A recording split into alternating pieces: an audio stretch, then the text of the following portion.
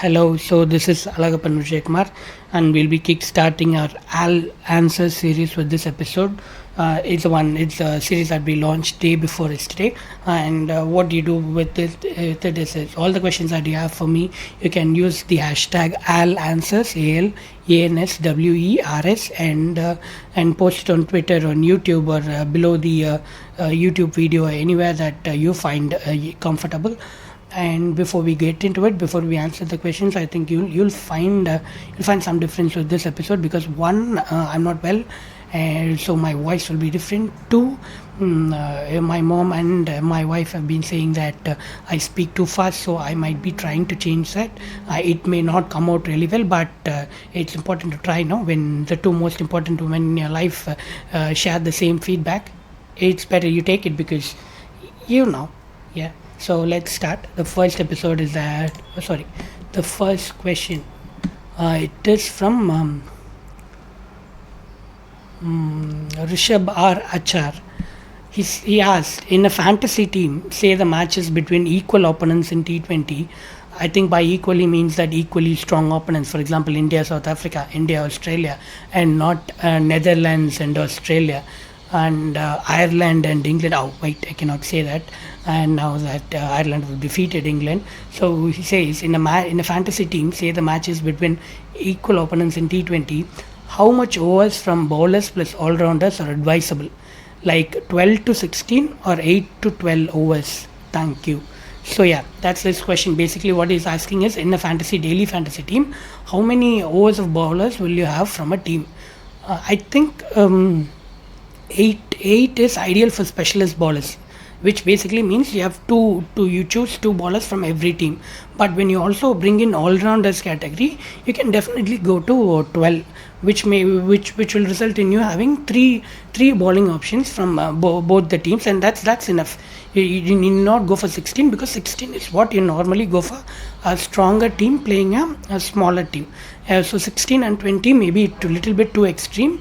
Maybe if the deck is something that supports bowling, then you can go for it. For example, if the match is being played at Chepauk, or if the match is being played at MCG of this edition. Normally MCG is not this bad, but this edition the decks have been different. So say in such a scenario, you might go for 16 in a team that maybe bowls second at Chepauk or bowls first in MCG, that way. But normally in a standard T20 setting, do not go for more than 12 overs. That's the right thing. Two options from the specialist bowling slots and the one option from the all-rounder slot. So that's it. I hope you got your answer, Rishabh. The second one is from Muhammad Rahil. He asks, is there any such thing as momentum in cricket, or do commentators overplay it? Now this is an he also has another question, but let's get to that later. Let's first address this.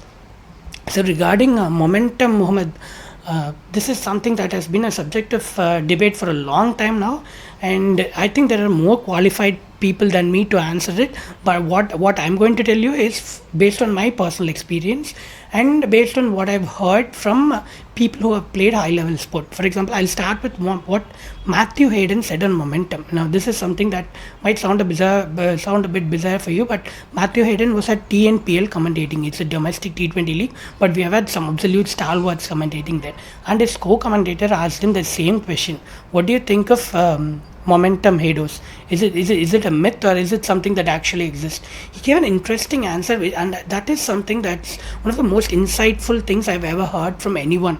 Just something, and I find it surprising because normally Hayden is not associated as someone who is giving you great wisdom, general wisdom. Of course, cricketing wisdom is some other thing, but general wisdom, because I read a couple of articles about him, how he's a bit of a brash personality. It's a bit of a very simple personality, but I don't find it.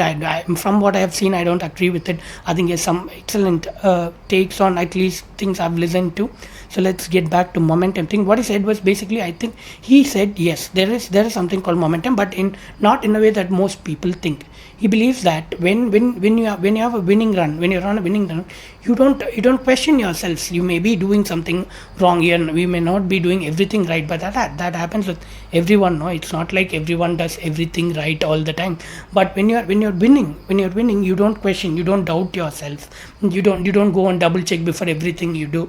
So that's something that keeps you going. Even there may be mistakes, but you're not paying close attention to them, which is helping you. Because see, if all of us begin caring about everything that we are doing, then its life will be a mess. No, you'll have to let your subconscious take over. What he believes is that when you're in a good flow, when you're in a state of flow, your subconscious mind takes a lot more decisions than you'd normally expect to. So but when that momentum stops, for example, when you're doing something for a long time and this thing fails, and this thing suddenly starts failing, you lose a match, you don't think about it a lot. But when you lose a second match, the momentum, I'm using the quotes here, but you may not be able to see it. Maybe I'll appear on a video soon. But yeah, but when what happens is that when you lose a couple of matches, you might lose you will definitely lose your momentum. And in that case, what you start doing is that you start looking for what's going wrong. And it can happen to a couple due to a couple of things. One, it could be just a random thing that the opponent is playing well, or you've just had a bad day, just bad like that. Sometimes there is a strategy that you have been following very long that could have become outdated, that could have been better, that could have been countered by your opponents, and now you will have to change it. And now you'll have to really look for what's going on, identify it first, identify the problem, and then identify the fix. So these are the things that you need to do. But what happens is that when you're trying to fix it, if it's really a problem, that's something we'll come to the later. But if it's not a problem, actually, if it's something that you've done, it's just a bad luck, or it's just that your opponent had a great day. What happens is when you're trying to go back and fix, find what's wrong, and when there is something that's not actually wrong, you could, chances are that you could find something that's working for you, and you're going to change it. Because you might think that's a problem, that's why that you have been losing. So you could end up changing what was actually working for you. Then that leads to a cycle of mistakes, cycle of new problems that comes to you, and then that opens up a can of worms. So what happens with that is you're going to face problems that never existed when you are in a state of winning flow. So that's one thing. The other thing is that when you've found the problem, when it's actually due to a fault of your own, when you actually found the problem, the next step comes, and then you'll have to find what's the fix. I think I may not be really speaking slowly today, because you see, once I got into it, it has been really fast. I think I get that, but let's continue. So what happens is that when you find a solution, when you're trying to find a solution, you may not find the solution directly. It's going to take a while for you. So that's going to break a momentum. So the problem is when you find the fix, finding a fix is an issue, and then finding the problem is an issue, and then once you find the problem, finding the fix is an issue. So these are all the things that come into play when your state of the winning flow, state of flow, is broken. So that I think that makes great sense for me. That makes a lot of sense for me. I think that simplifies it as well, because this is something I have faced myself in a lot of things I do. When I'm doing something really well, it keeps going on, and then something disturbs. For example, I'm playing a series of daily fantasy leagues. I used to play. Now I play a lot of season fantasy. Now there was a point of time I used to play a lot of daily fantasy. What happens is that it almost always goes in two patterns. Either you keep winning or you keep losing. And when you keep winning, you don't doubt yourself. There is a certain patterns that you follow. It becomes a lot easier. The whole process becomes a lot easier. You just do certain things in a certain way, and you don't overthink it. But when you start losing, when you lose a couple of games, it could be due to freak performance. It could be one of those Marcus Stein's level performances, when he had just 60 runs to score, and he ended up scoring 50 of those, and cost a lot of those who didn't have him. So that's not your fault. That was a good strategy. But when that happens, you start thinking, oh, maybe was my strategy wrong? Is it a strategy that has been working for me for a long time, or was it it's just a bad day? So that happens, and okay, well, that game you still stick to your strategy. But when you lose another another couple of games, then you start thinking about your strategy again. Should I change it? Has something changed? Is this World Cup different? All of these things come into play, no? So this is where I think momentum plays a role. When you are winning, you don't think twice about what you're doing. But when you're losing, when the winning run breaks, and when you start losing, you start trying to find a problem that may not exist. And if there is a problem that actually exists, finding it is a problem, and then finding a solution is a problem. So you get right. I think there is momentum. I think there definitely is a state of momentum that exists there. It can be a long answer, but this is a fascinating topic, Mohammed. So I think we'll need to do a lot of research, a lot of reading into it, and something we could discuss. We could maybe have a separate episode for this. And he has another question too: which role Daryl Mitchell can crack in IPL? Backup role. Yeah, because Daryl Mitchell, you'll have to understand, Daryl Mitchell is in his 30s. He's not a great player. He's a utility player, and such players, they usually find it difficult to crack IPL. To crack IPL, as an overseas player, you'll have to be an absolute superstar. You'll have to be a Warner, you'll have to be a Russell, you'll have to be an AB de Villiers. It's very difficult that one-dimensional utility player ever really cracks the IPL, especially if he's from conditions that where you don't expect a lot of spin. If at all, if a team is thinking to buy Daryl Mitchell, I think they can buy him as a backup and use him as an opener. That's his best chance. But cracking, again double quotes, I'm not sure if he'll ever crack IPL. Crack as in score 450 for a couple of years, twice in 3 years maybe. I don't think he'll ever do that. Okay, so I'm just checking now if the recording is actually on and how long I've been going on. Okay, it's 11:30. It's not as bad as I thought. Then we'll start with the third question. This is an interesting question. Hold on. Maybe I need a better way to do all of this. Maybe I'll list all of these questions and then I'll answer. This is from Muthukumar Muthukjo. He's one of the best fantasy players I have seen, and he asks, according to you, who is the best on-field captain after MS Dhoni? This is like the fact that we have been able to change captaincy into on-field and off-field is something really good. I think Rohit Sharma is one of the best off-field captains.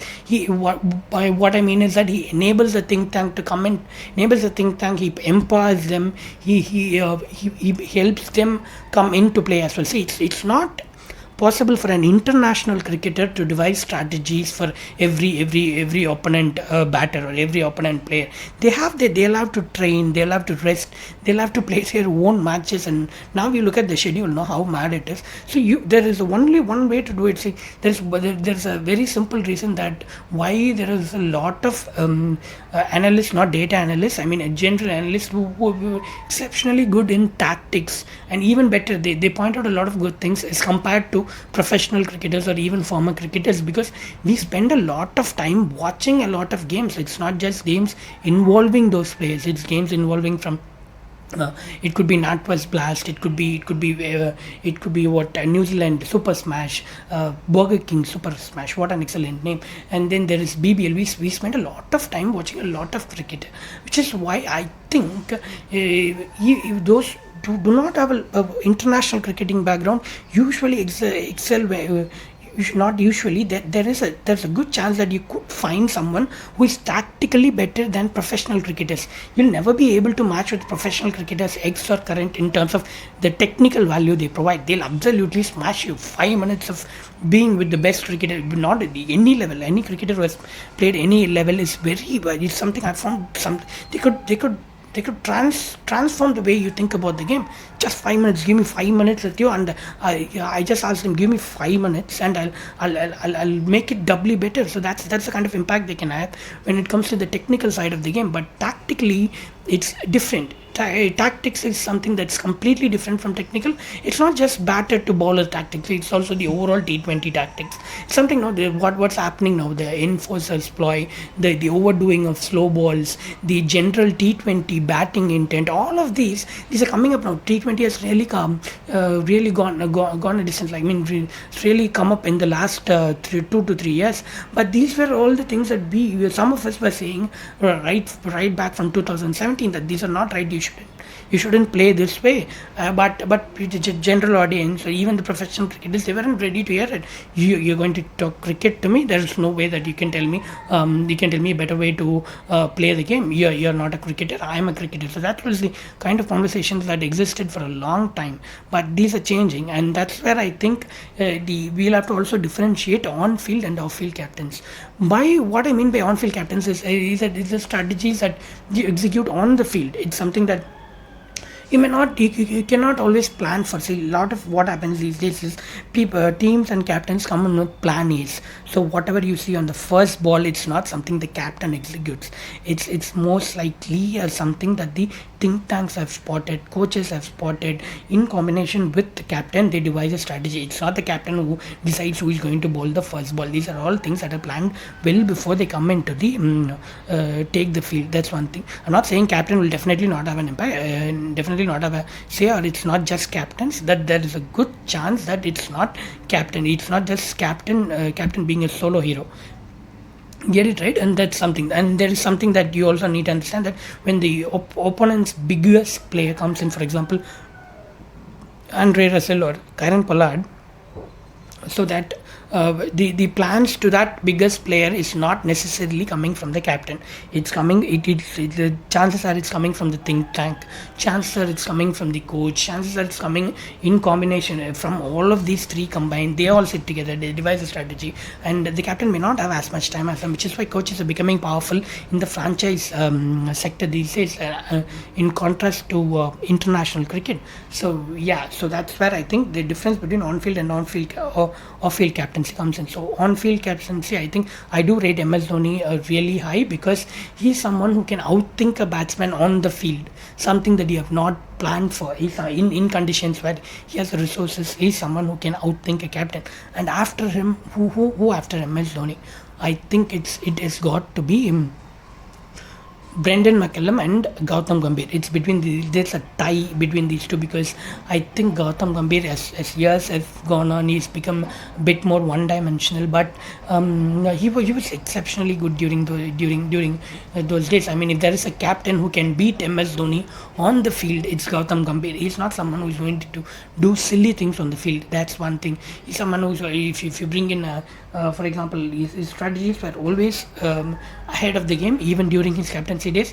For example, we talk a lot about these enforcers and these things. Some of these people really put it in new age people really put it together as something that has never happened before, and something that they have brought it on. It has always been there, just that there's a lot more teams and captains and players that are starting to commit to it at the moment. But the smarter captains have always been ahead of the game.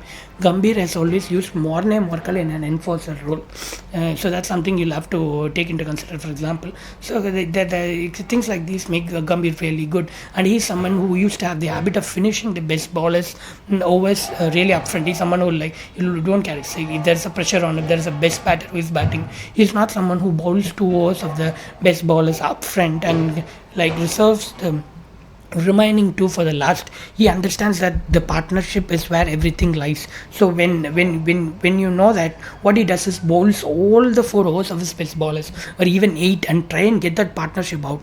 He focuses all his energy on it. These are the modern day T20 strategies that are gaining success. That are gaining success for the teams and the captains these days. And all of these, Gambhir did it way back, a decade back. So that's something you'll have to keep in mind. Gambhir is top class. The same with Brendan McCullum. I mean, the famous 2015 rain affected match. He threw everything to get through the top order. For example, there was a time that Dinesh Karthik has spoken about it. He's spoken about the impact it has had on him. There was a period that bizarre things were happening. I mean, this was a period that cricket had become really dull. It was boring, and I started hating the game, because the game was very simplistic, very one-dimensional, very boring. And what happened was McCullum came in. He did a lot of crazy things, like bowling 8 overs of Trent Bolt in the first 30, sometimes even in the first 20. These were all things. Wow, this is how you should play cricket. Brendan McCullum was a game changer. He's one of the greatest captains to have ever played the game. He has had an impact on the game that very few have had. So but that's one thing that he did. For example, I'm going back to the 2015 World Cup semi-finals between New Zealand and South Africa. Brendan McCullum used to have this habit of throwing everything at the opposition to get through the top order and get through the middle, and have Bolt and Southey bowling at the middle order as well with the new ball, because it improved his chances of getting the opposition all out. South Africa realized this. What they did was they hit AB de Villiers. Sometimes there's a lot of macho culture. There's a lot of macho talk going on. It always comes across as play your best batter up the order. It's not always that. It's a very simple way of viewing the game. What you should do is, if a player is suited to, if your best player is has a better chances of succeeding in a phase, you'll have to play that batter in that phase. Just because he's your best batter, you cannot go and match up against opposition's best bowling options. That's not a smart decision to do. No, that's bold, that's aggressive, but that's also stupid.